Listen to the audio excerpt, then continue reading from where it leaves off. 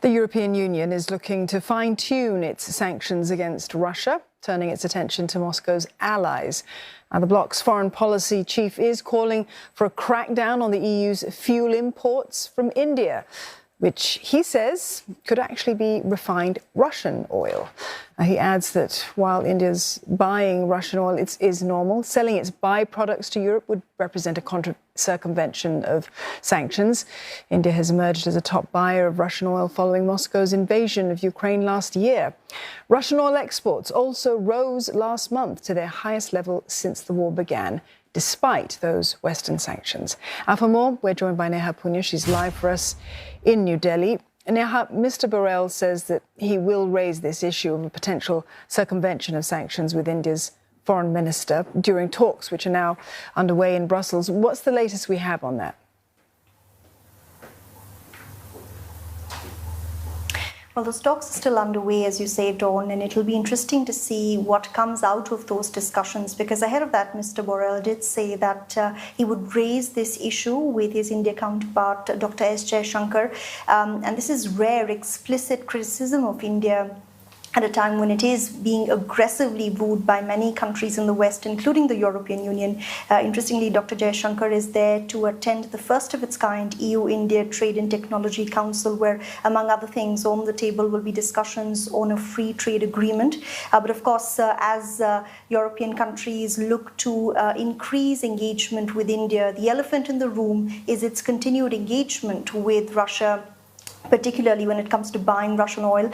India is one of the top buyers of Russian crude, and Russian oil now makes up 1/5 of its fuel imports. But there have been reports doing the rounds that many Indian refiners are buying that oil, refining it and then selling it to European countries. The Indian Foreign Ministry has chosen not to comment on this. We reached out to them earlier in the day for a comment, but if this is something that does come up, it'll be interesting to see what the Indian foreign minister says. If you remember last year when he was in Europe, similar concerns were raised about India continuing to buy Russian fuel despite Western sanctions. And back then, Mr. Jaishankar had accused Europe of hypocrisy, saying just like it's acting in its own self-interest, so will India.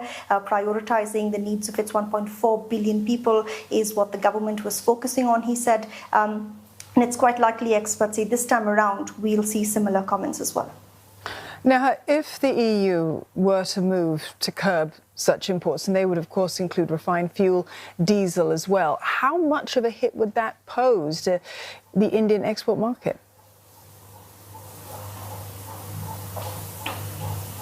Well, this could have huge implications, because refined fuel is actually one of India's top export items, making up 21% of its export commodities last year. And when you put a value to that, it's above $86 billion. Of course, prior to this war between Ukraine and Russia, most Indian refiners did not want to buy Russian oil because of the steep transportation costs. But given that Moscow is now selling this oil to India at steep discounts, it's become a lot more profitable, making it easier, experts say, to buy this, refine it and sell it to European countries, where many of these companies are now getting a larger share of the market. But if there was any sort of criticism, or if this was made a non-negotiable by the European Union, then India, experts say, would have to consider reassessing its commercial engagement with Russia, and it will also, of course, have a huge impact on its economy.